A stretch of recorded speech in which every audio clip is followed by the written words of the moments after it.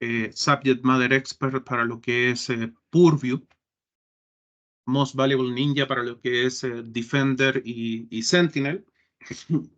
Y tengo bastante experiencia en lo que es implementación de proyectos de Purview. Yo hoy lo que quiero compartir con ustedes es, en general, cómo enfrento aquellos proyectos que son de exfiltración de datos, en general todo lo que es la suite de Purview. ¿Qué es lo que sucede? Uno de los temas que normalmente nos topamos con los clientes es que hablamos de productos. Y cuando hablamos de productos, finalmente se genera una maraña, un lío enorme en la cabeza de los clientes para entender qué es esto. El poder entender cómo todos los componentes de Purview se conectan. Nosotros lo que debemos tratar de entender es que Purview es una especie de puzzle, si lo queremos ver de esa forma, en la cual tenemos múltiples piezas. Y lo que hay que hacer es integrar correctamente todas esas piezas para poder hacer sinergia y finalmente ver la imagen final de lo que es Purview. No nos sirve de nada tener las piezas por separado. Una de las cosas que normalmente hablo yo siempre con clientes es que hoy día las herramientas de seguridad son un commodity, son horas de configuración, pero el trasfondo es procesos, procedimientos, roles, responsabilidades y permisos. En ese orden de ideas, una de las cosas que normalmente trato de explicar en lenguaje no técnico es cuáles son los vectores de fuga y los posibles puntos de exfiltración de datos. Y ya luego empezamos a hablar de productos, componentes y conceptos un poco más técnicos. Entonces, normalmente, lo primero que hago cuando trabajo con los clientes para tratar de explicar qué es lo que queremos hacer es lo que decía esta sesión, es eh, cómo pintamos, cómo lo dibujamos. Y normalmente utilizo mucho este diagrama en el cual les digo, bueno, tenemos un usuario interno dentro de la organización. Ese usuario tiene un dispositivo corporativo, normalmente, con un disco local, acceso a Internet, acceso a dispositivos externos e impresoras. Ese mismo usuario puede acceder a aplicaciones de terceros que residen dentro de la red corporativa. Luego, el mismo usuario puede acceder a distintos tipos de repositorios on-premise que se encuentran dentro de la red corporativa. Ese mismo usuario puede compartir con áreas dentro de la organización o procesos dentro de la organización, siempre dentro de la red corporativa. Luego, ese mismo usuario puede almacenar información en servicios de nube de terceros, los servicios de nube de 365 y servicios de nube de Azure. Luego nos encontramos con que ese mismo usuario, conectado desde fuera de la red corporativa, utilizando dispositivos personales o corporativos o dispositivos móviles, empieza a acceder a esos servicios de nube. Adicionalmente, tenemos contratistas, interns, pasantes, alumnos en práctica, que también acceden, también tienen una cuenta del dominio de nuestra organización, pero no tienen una relación contractual directa con nosotros. O incluso cuando se externalizan servicios, un dispositivo corporativo de terceros que está accediendo a nuestra información. Tenemos las APIs, que ahora los clientes les están tomando un poco más de peso al tema de las APIs, pero que también tienen una cantidad de permisos enormes para acceder a nuestra información. Y por último, y no menos importante, usuarios externos que pueden ser clientes, proveedores, familia, amigos y un sinnúmero de otros tipos de personas. En general, todas estas líneas rojas que nosotros estamos viendo pueden ser vectores de fuga, puntos donde puede haber exfiltración de datos. Y si se fijan, hasta ahora hemos sido, o creo que he sido bastante claro, cómo se puede generar esa fuga de información sin necesidad de hablar de productos. Sé que todos al final de cuentas somos vendedores y debemos vender Microsoft 365, Microsoft 365 Compliance, Information Protection and Governance y otro sinnúmero de cosas. Pero lo primero que debemos lograr siempre con los clientes es que ellos comprendan la complejidad del problema. Ya luego lo que podemos hacer es empezar a colocar nombres a cada una de esas líneas rojas y cómo podemos, de cierta forma, proteger la información, controlar o mitigar la fuga de información. ¿Qué es lo que sucede? Yo acá tengo una visión general de lo que es exfiltración de datos, vectores de fuga, pero ya luego tengo que empezar a trabajar con el cliente en poner números. Cuando digo un usuario interno es un usuario, 10.000 usuarios, 100.000 usuarios. ¿Cuántos usuarios internos estamos hablando? ¿Cuántos dispositivos estamos hablando? ¿Cuántas son las aplicaciones de terceros que estamos hablando? ¿Las tenemos todas identificadas? Lo mismo pasa con los repositorios locales. Esto es una verdadera, normalmente en mi experiencia con clientes, esto es una verdadera caja de Pandora, donde hay sin número de archivos duplicados, información almacenada en cualquier lugar. Luego tenemos la información que compartimos con áreas dentro de la organización o con procesos que son cross a diferentes áreas y empezamos a ver que tenemos la opción de Endpoint DLP, etiquetas unificadas, Information Barriers, Communication Compliance, Microsoft 365 DLP, Microsoft Defender for Cloud App o Microsoft Defender for Apps, el nombre que tenga ahora el CASB, y vamos viendo rápidamente cómo todas las piezas empiezan a encajar en este puzzle y podemos ir, con lo que les decía en un principio, a hacer sinergia, que finalmente el puzzle que estamos armando tenga una forma, tenga una estructura, tenga una imagen final que al cliente eh, le haga sentido. Una de las cosas que normalmente he visto yo mucho en clientes es que hay un proyecto de DLP separado de un proyecto de etiquetas de sensibilidad, separado de un proyecto de retención, separado de un proyecto de Communication Compliance, separado de un proyecto de Insider Risk Management. Y está todo dentro del mismo paraguas, del mismo umbrella de Purview.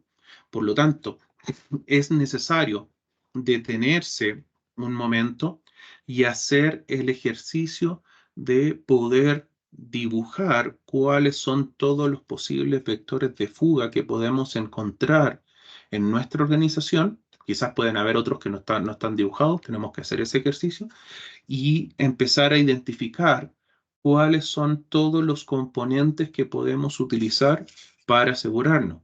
Incluso dentro, se utiliza mucho en la parte de Purview, la parte de identidad, porque no sacamos nada con decir, por ejemplo, que solo Roberto, para ir mencionando, puede acceder al documento si finalmente Roberto comparte su identidad con otros. O esas cuentas genéricas, supervisor 1, y todo el mundo tiene acceso a supervisor 1. Entonces, ese tipo de actividades son las que nosotros debemos tratar de establecer para ir viendo en conjunto cómo funcionan cada uno de estos componentes. Parece que alguien tenía alguna pregunta. Ahora, ¿cómo podemos aterrizar esto y empezar a verlo desde otra perspectiva?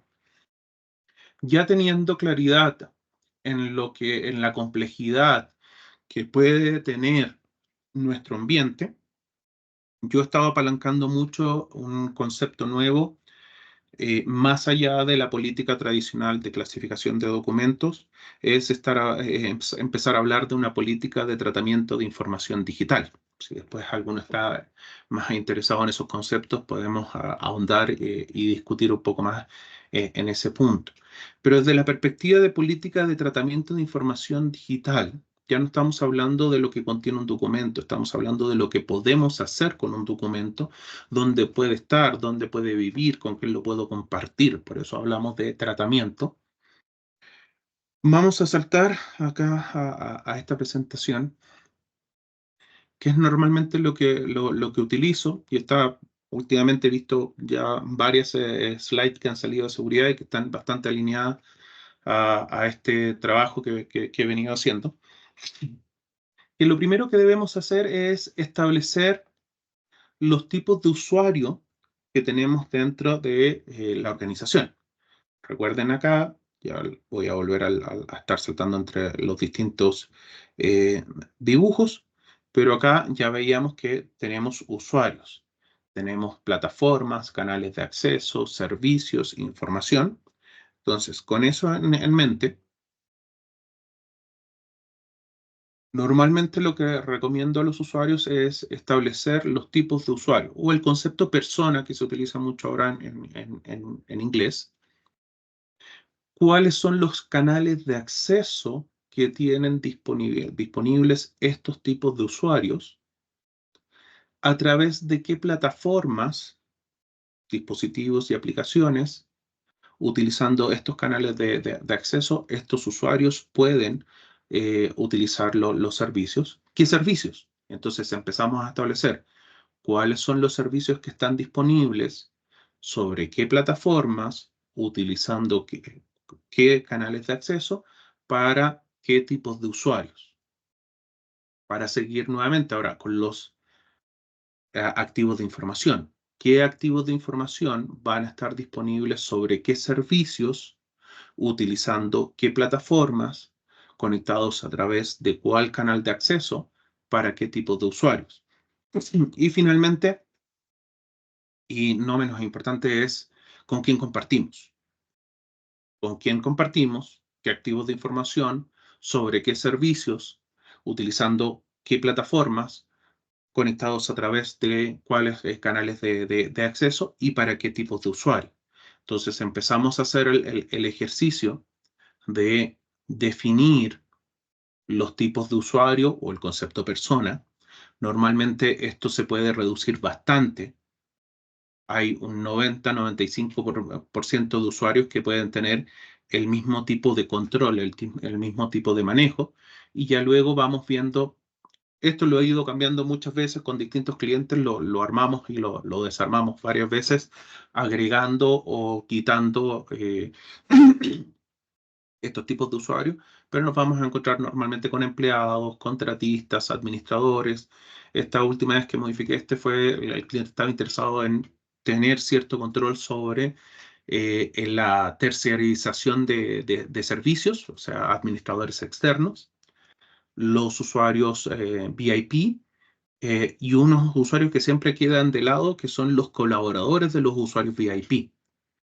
Una cosa que he visto muchas veces en muchos clientes es que gerentes tienen delegados sus buzones, tienen una cantidad de transferencia de información a asistentes, secretarias, y esos asistentes, esas secretarias, tienen un licenciamiento más bajo, tienen menos control de seguridad y finalmente son los que tienen más acceso a la información.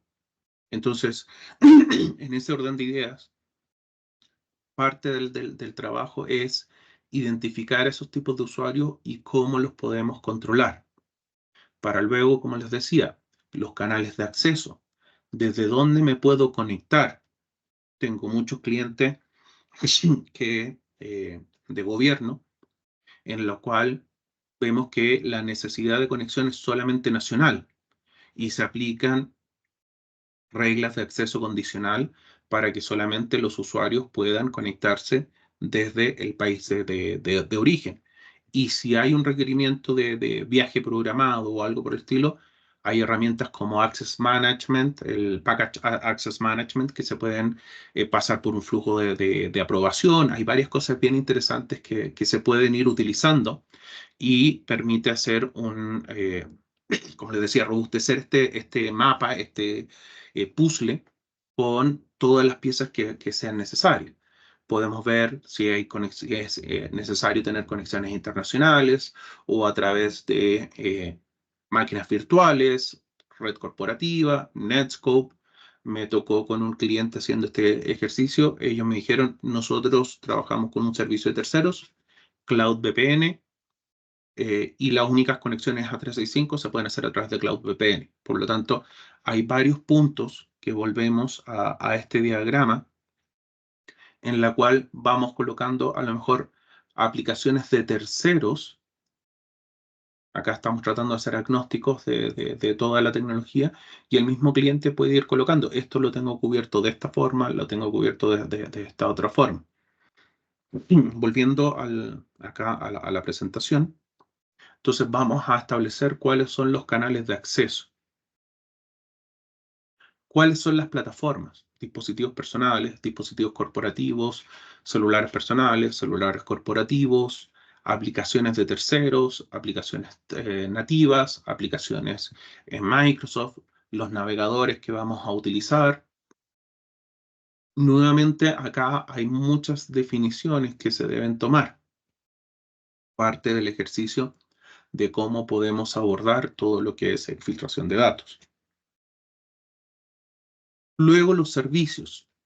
Otro tema importante acá con los clientes normalmente que se da es la mala costumbre de muchos de nuestros clientes de asignar las licencias completamente con todos los servicios habilitados sin tener el control de los servicios. Recuerdo, me pasó con una entidad de gobierno años atrás.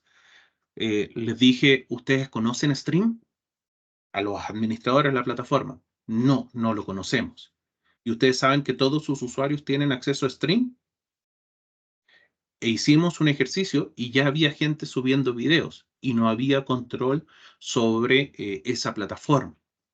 Entonces, en este punto, normalmente se hace muy importante poder explicar cuáles son todos los servicios disponibles que se tienen con el licenciamiento actual. Eso puede generar bastante impacto y es muy necesario tener esa conversación. Luego, los activos de información. Si bien podemos utilizar las etiquetas de sensibilidad para clasificarlos, tenemos los datos sensibles, tenemos Exact Data Match, tenemos los clasificadores entrenables, tenemos Document Fingerprint, tenemos varias herramientas que pueden ser utilizadas para lo que es control de activos de información y asociarlos al menos a categorías de etiquetado. Ahí también hay un tema no menor de cómo manejar el etiquetado. Tengo bastante experiencia y normalmente he llegado a una forma de diseño de etiquetas que es bastante aceptado en muchos clientes y de fácil adopción. También es un punto que creo que está dentro de los tres temas a tratar durante este año en estas charlas de seguridad. Entonces tenemos los activos de información. Y finalmente, ¿con quién compartimos? Otro tema muy importante que me ha pasado con muchos clientes y poco a poco los clientes han ido mejorando ese punto. Si ustedes revisan los últimos 20 años de reportes relacionados a fraude y exfiltración de datos, se van a dar cuenta que cerca del 75%, para redondear los números, tienen un componente interno y solamente el 25% son ataques completamente externos. En ese orden de ideas, la mayoría de las veces lo que nos enfrentamos es que los clientes se están protegiendo de los ataques externos, pero no se están protegiendo de la parte interna de la organización. Por lo tanto, cuando compartimos, siempre el primer foco debería ser cómo fluye la información dentro de la organización. Por eso tenemos Information Barriers, Communication Compliance y varios otros componentes que pueden servir para eso. ¿Por qué se los digo? Otro caso particular, estaba trabajando también con un cliente bastante grande que genera tarjetas de crédito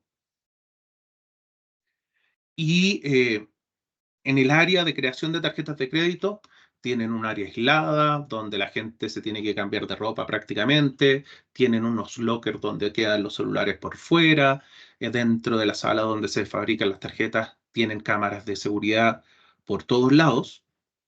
Esos usuarios no pueden enviar correos fuera de la organización, no pueden imprimir, tienen un montón de cosas.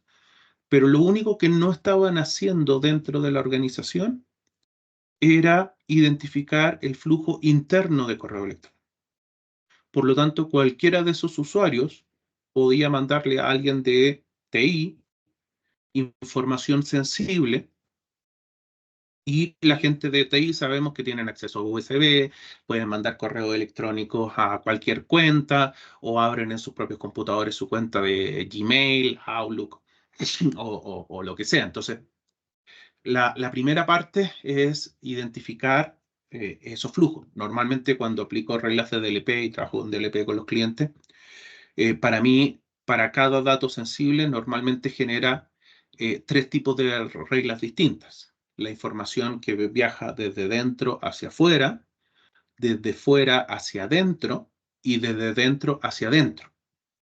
Son tres puntos de vista distintos que deberían manejarse. No es lo mismo que viaje cierto tipo de información dentro de la organización, que viaje hacia afuera, o en algunos casos la información que viene desde fuera yo no la puedo controlar, por lo tanto puedo obviar ese tercer flujo. Pero volvemos al tema, es muy importante saber quién está accediendo y usando nuestra información.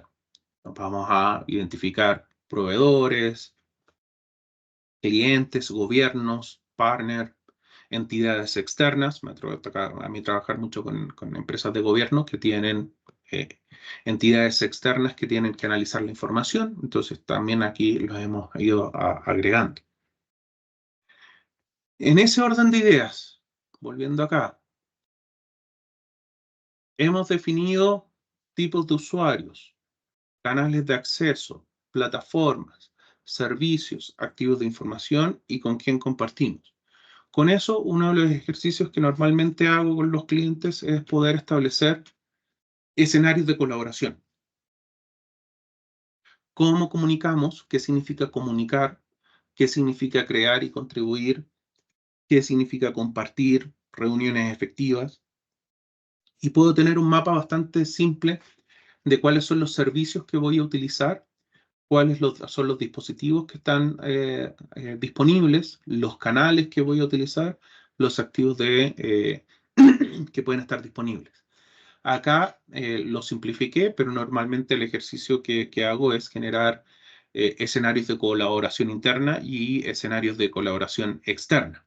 Porque en la parte de comunicar, si es comunicación interna, puedo tener ciertos tipos de activos de información y si es comunicación externa, puedo tener otros tipos de activos de información que utilice. ¿Qué me va a llevar a hacer eso? A tener un mapa como este, definir con ellos qué significa compartir, cuáles son todos los servicios que van a estar disponibles. Y aquí empezamos a hacer el ejercicio. ¿Cuáles son los tipos de usuarios que pueden compartir? ¿Cuáles son los canales que se pueden utilizar? ¿Cuáles son las plataformas, los servicios, los activos de información y con quién compartimos? Porque con eso, finalmente, llego recién a la parte de productos y empiezo a establecer, ¿sabes qué? Los tipos de usuario los voy a manejar a través de acceso condicional, los voy a manejar a través de grupos dinámicos, los voy a manejar a través del Microsoft Entra Entitlement Management, los voy a manejar a través de Microsoft Entra y puedo incluso utilizar hasta cierto rango de semáforo de colores para saber, Conditional Access lo tengo completamente implementado. Creo que me siento seguro con lo que yo tengo. En grupos dinámicos me falta hacer algunas cosas. En el Entitlement Management tengo algunos paquetes de acceso, pero puede ser mejor. En los canales voy a establecer acceso condicional, puedo incluso el mismo Microsoft Entra Entitlement Management, los Access Package también pueden ser utilizados para lo que es manejo de canales, BDIs. La misma pasa en las plataformas, cuáles son todas las herramientas que voy a utilizar. A nivel de servicios, voy a utilizar gestión de aplicaciones móviles, licenciamiento, lo que les decía, muchas veces se da que los clientes no tienen claridad en todos los servicios que están disponibles con el licenciamiento y quedan muchos servicios disponibles sin control, sin gestión.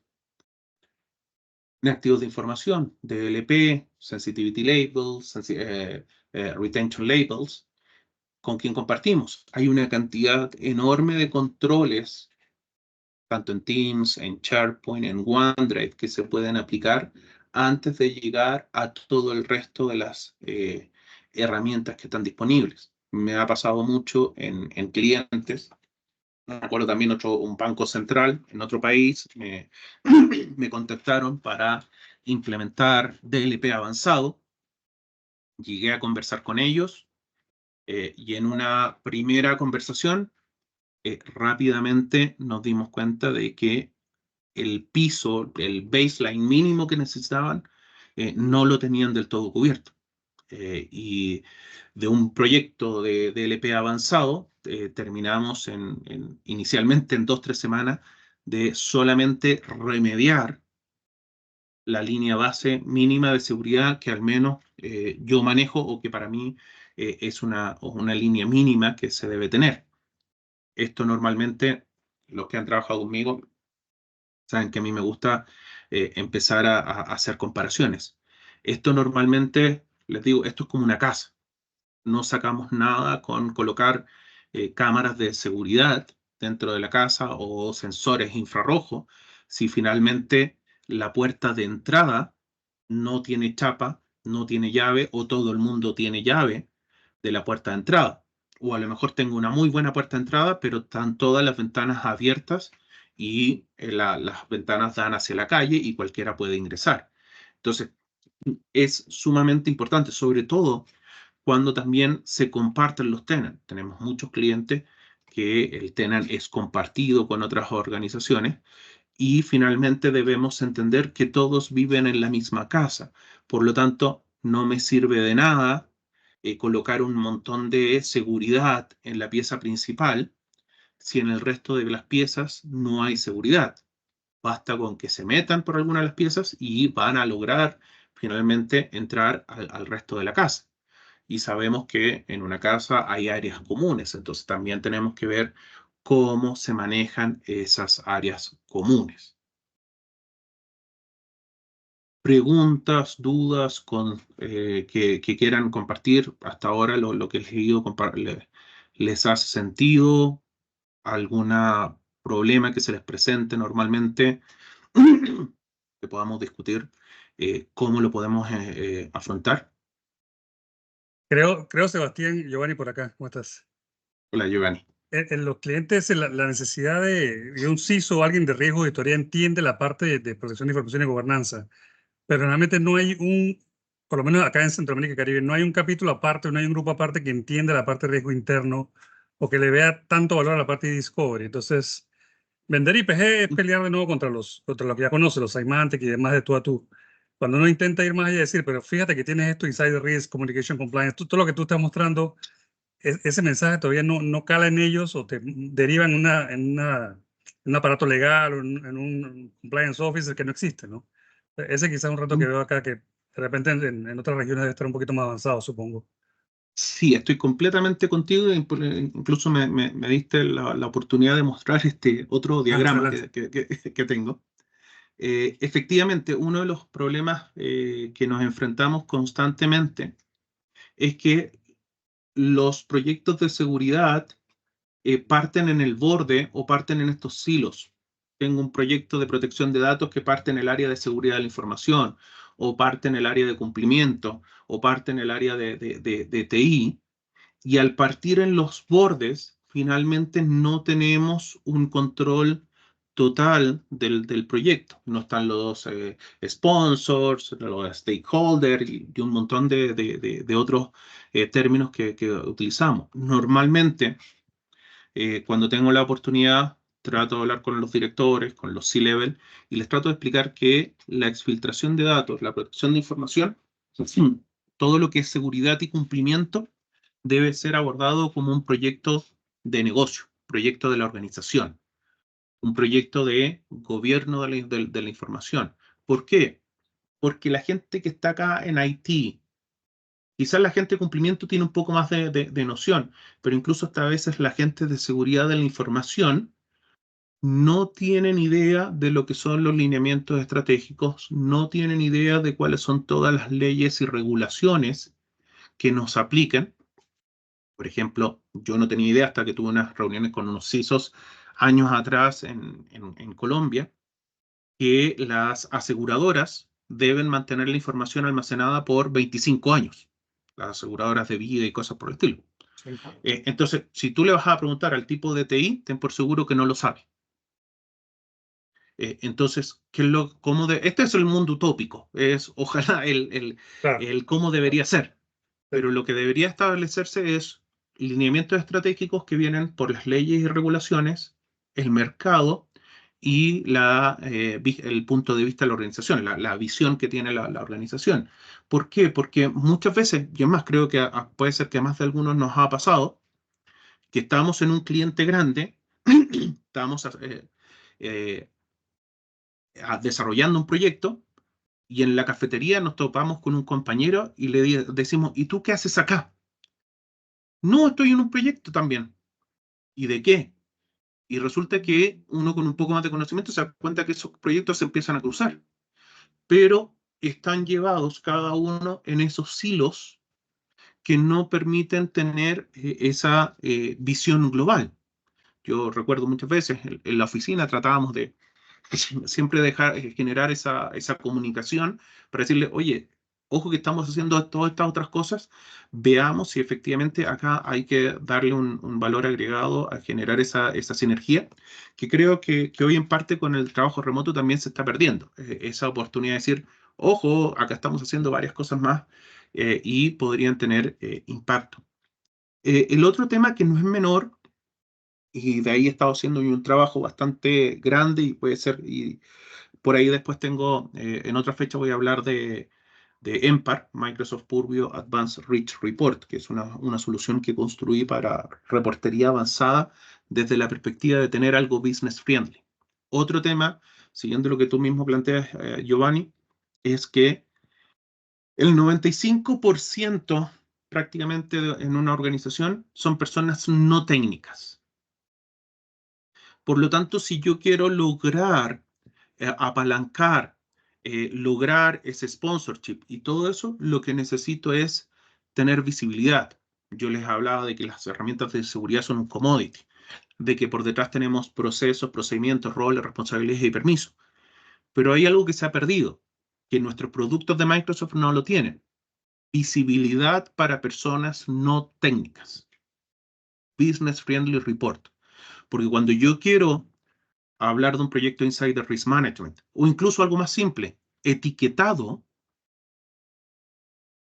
la gente no sabe, no hay números. Yo no puedo pedirle al CFO o al CTO o al CPO que se conecten al portal de Purview para ver cómo están sus números.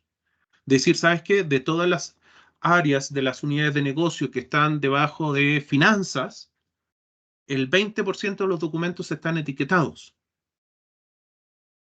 Esas son herramientas que nos faltan para poder generar ese gobierno de información. Estamos nosotros acostumbrados a alertas, estamos acostumbrados a decir uso y adopción. El 90% de los usuarios están utilizando etiquetas, pero ¿qué significa a nivel de análisis de métricas, KPIs? ¿Cómo eso está impactando a la organización?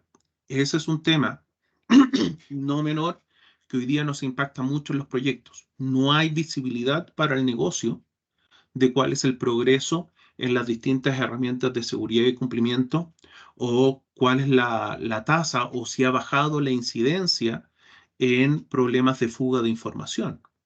Esas métricas no existen, no hay un gráfico que me muestre tendencias. Desafortunadamente, si bien tenemos toda esa información, la información no está disponible para nuestros clientes. Y ahí después yo si quieren, les puedo hablar un poco más de Empark. Como les decía, hay otra fecha más que les voy a hablar un poco más de ese producto que he estado construyendo para poder facilitar esa visibilidad a los clientes. Pero en términos generales, volviendo a hacer una especie de resumen de lo que hemos visto hasta ahora, cuando hablaba de cómo podemos cubrir un proyecto de compliance, de cumplimiento, de exfiltración de datos, uno de los grandes problemas que yo me he topado es que el cliente no quiere hablar de productos en una primera instancia. El cliente quiere entender cuál es la dificultad que ellos tienen. Por eso, como les decía, yo partí con ya varios años, le he ido agregando algunas líneas más a este dibujo, pero lo utilizo mucho con clientes para poder decir, mira, estos son todos tus vectores de fuga. Acá tú necesitas un endpoint DLP. Microsoft Endpoint DLP, Symantec Endpoint DLP, McAfee Endpoint DLP, pero necesitas un DLP. Tú decides. Pero ojo, para que los DLP funcionen, necesitamos identificar tipos de datos sensibles. Si tienes tipos de datos sensibles en una plataforma, tienes que crear esos datos sensibles en todo el resto de las plataformas. Y ahí viene otro tipo de discusión. Cuando hablamos de repositorios locales, me pasó también con un cliente. El cliente me dijo, después de unas primeras entrevistas, me tocó conversar con unos gerentes y yo les dije, yo calculo por parte baja de que ustedes tienen no menos de 20 millones de archivos en sus repositorios. Y me dijeron, Sebastián, estás loco. Nosotros no tenemos más de 3 o 5 millones de archivos. Implementamos el escáner, en su tiempo AIP Scanner, ahora es MIP Scanner, identificamos 40 millones de archivos. Entonces, si desde la gerencia no hay claridad de cuántos archivos hay, es muy difícil poder establecer números. Cuando nosotros hablamos de Active Directory, de SharePoint, disculpa, cuando hablamos de SharePoint, y no tenemos aplicados, estamos hablando de las etiquetas de sensibilidad, autoetiquetado de etiquetas, se han aplicado 10.000 etiquetas con el autoetiquetado, se han aplicado 20.000 etiquetas por defecto, porque estamos utilizando las etiquetas. Pero bueno, ¿cuál es el universo de archivos? En ningún momento lo mencionamos. El número existe, está disponible, pero cambia radicalmente cuando sabemos cuál es nuestro target.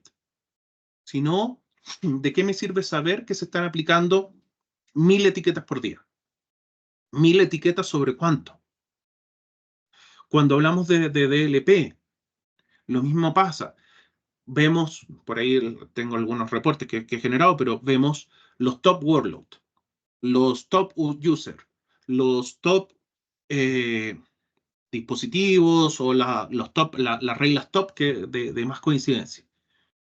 Pero en ningún momento nos permite ver si esas reglas tienen relación con un área específica. Mira, ¿sabes qué? Los mayores incidentes que estamos teniendo de fuga de información se están dando en el helpdesk. Ah, bueno, entonces tenemos que hacer un trabajo de sensibilización, de comunicación con esa área para disminuir. Ok, lo hicimos, pero es que Activity Explorer me muestra los últimos 30 días. ¿Cómo veo si ese ejercicio que yo hice me generó un cambio en la tendencia de las coincidencias de reglas de DLP? Volvemos al tema. Hoy las herramientas no nos dan esa visibilidad. No obstante, lo que tenemos que entender acá es que todo esto hace sinergia, es parte de un gran puzzle. Una de las cosas de los ejercicios simples que he hecho con clientes, para que se entienda un poco este tema de la sinergia y la integración entre las soluciones. Creamos un dato sensible para identificar el envío de credenciales. No se deberían enviar credenciales fuera de la organización. Empezamos a monitorear, empezamos a identificar el flujo, identificamos que efectivamente existe una mesa de ayuda y la mesa de ayuda sí necesita enviar credenciales fuera de la organización.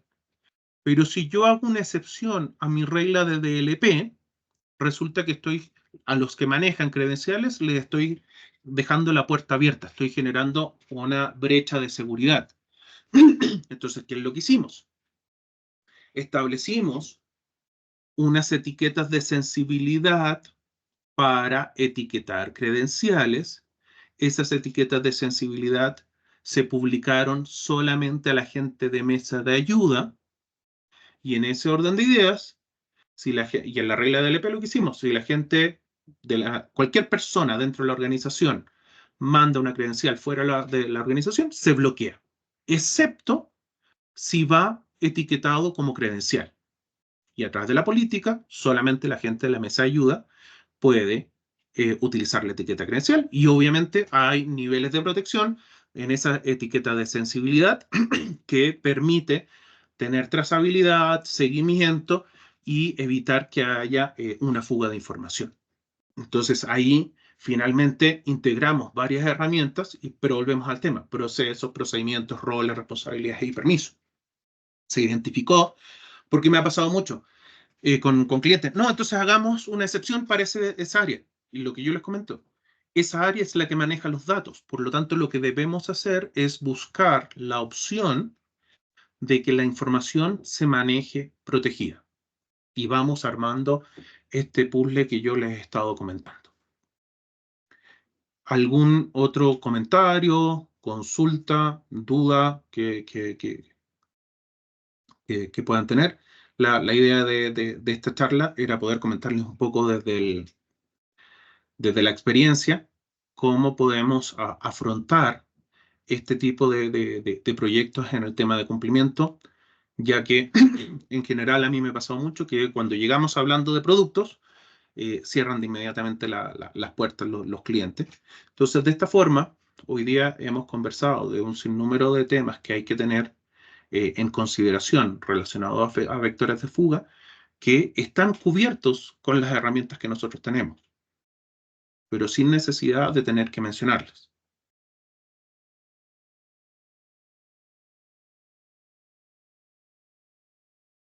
¿Alguna otra duda, consulta, pregunta que puedan tener? Seba, Claudia, ahí, ¿cómo estás? Tanto bien, ¿y tiempo. tú? Tanto tiempo. Oye, súper buena la explicación. Yo creo que a todos nos ayuda un montón para entender pero lo que te quería preguntar es, muchos clientes parten como la conversa como, ¿sabes qué? No tengo idea qué hacer, dime tú. Y efectivamente cuando uno los lleva a eso, o sea, ¿quién nos falta acá? Un partner como que se dedica, hay partners que se dedican a esta asesoría que comentaste tú como más legal, es algo que hacemos nosotros. ¿Cómo llevamos esa conversación que podemos estar preparados, que no es de producto y que podemos estar preparados para tenerla como a alto nivel, pero cómo seguimos o somos nosotros mismos? Esa parte tal cual la que dijiste tú, como no técnica, no de productos, ¿hasta dónde podemos llegar nosotros ahí? Esa es una buena pregunta, porque alguna vez armé un servicio que lo propuse a Corp y la respuesta de Corp me fue que en Microsoft no tenemos gente con tus capacidades. Entonces, acá hoy día desafortunadamente queda mucho al punto de cada profesional. De todas formas, un ejercicio que sí he realizado con muchos clientes, me ha tocado la suerte de que justo han estado en este proceso, es cuando se hace el levantamiento de activos. Cuando se hace el levantamiento de activos, una de las cosas que siempre no está disponible, en algunos clientes sí lo han estado haciendo, lo han estado mejorando, es el costo de ese activo. Hay muchas empresas externos que cuando hacen el levantamiento de activos son capaces de ponerle un valor o, si no un valor monetario, un valor relacionado al impacto que pueda tener. Me tocó con un cliente que ellos hicieron, le colocaron un nivel de impacto mediático que podía tener la fuga de esa información. Entonces, cuando nosotros empezamos a armar este diagrama de acá, ya me voy a volver a... Y en este punto tenemos los activos de información y los activos de información están medidos, el aplicar reglas se vuelve mucho más simple, porque yo cuando llego al nivel de persona, al tipo de usuario, yo digo, este tipo de usuario tiene acceso a información que puede ser de impacto mediático alto para la organización. Por lo tanto, establezco 3, 4 tipos de niveles de protección. Y acá simplemente me ha pasado. No importa que sea un usuario VIP que no quiere ponerle contraseña. Si no quiere ponerle contraseña, acá está el listado de activos a los cuales esa persona puede acceder, cuál es el valor que tiene o el nivel de impacto que puede tener, y si está dispuesto, por no poner la contraseña, a hacerse responsable de la fuga de esa información. Eso normalmente resuelve el 99% de los problemas. Pero efectivamente, volviendo a tu punto, Claudia, yo desafortunadamente no he trabajado con muchos partners. No, por lo menos con los partners que he trabajado, me ha tocado, no tienen este punto de vista. Y por eso, esto es lo más simple que creo que cualquiera de nosotros, con la experiencia que tenemos, la mayoría de nosotros tenemos muchos años ya de experiencia, en mi caso más de 25 años de experiencia en tecnología, es fácil de empezar a utilizar. Y cuando empezamos a hacer este dibujo, que normalmente si estoy con el cliente lo hago en un pizarrón, ellos se pueden empezar a dar cuenta de cuáles son todos esos vectores de fuga. Te los pueden reconocer o no, o incluso ellos pueden empezar a pensar en otros vectores de fuga que no están dibujados ahí. Que ahí mismo podemos empezar a abrir la discusión de cuáles son las alternativas. Yo sobre este tipo de discusión he creado varios servicios para ir generando estos paso a paso, estas líneas bases para, bueno, tomemos control de la información. ¿Qué significa tomar control de la información? Y así sucesivamente poder ir construyendo en los distintos clientes una pirámide con una buena base. Entonces, acá de esto, y podemos ahí discutir bastante, me han salido muchos servicios en general, porque cuando empezamos a identificar los vectores de fuga, bueno, ¿qué hago? Hoy día, por ejemplo, las empresas con todos los activos de información, con todos los datos sensibles que nosotros tenemos creados, con suerte cubrimos el 10 o el 15% de los activos de información. Quizás con los clasificadores entrenables podemos llegar al 20% de los activos de información, pero hay un 80% de activos de información que no son identificables por las herramientas porque no tenemos cómo identificar los patrones de esa información. Por ejemplo, una minuta de reunión. Una minuta de reunión nosotros lo podemos ver como algo bastante simple, pero depende de la organización. La fuga de esa minuta de reunión puede significar muchas cosas. Entonces, cuando tú empiezas a establecer ese tipo de ejercicios, tú le dices, bueno, lo que debemos hacer es, o lo que yo normalmente recomiendo, empecemos con etiquetas.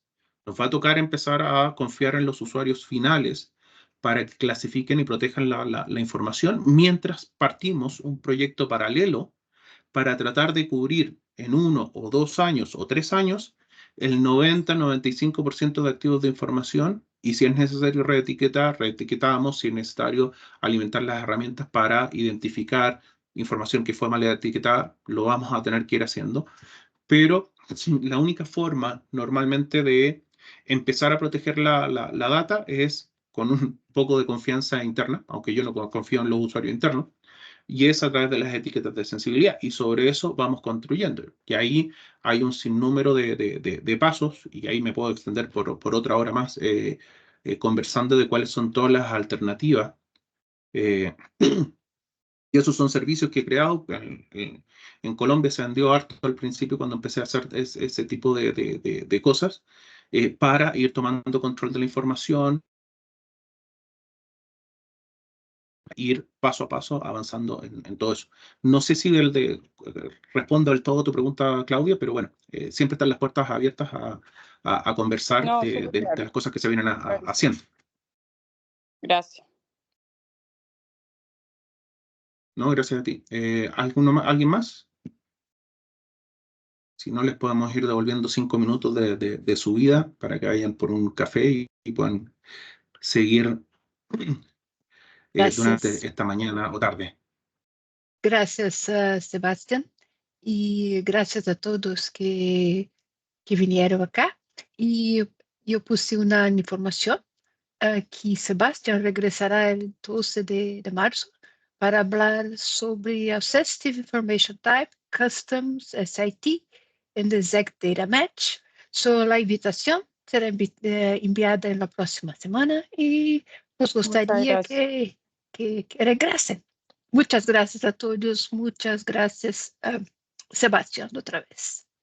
Bueno, muchas gracias por el espacio. Gracias. Que estén muy bien. Muy bien. Que Hasta luego. buen día. Gracias. Hasta luego.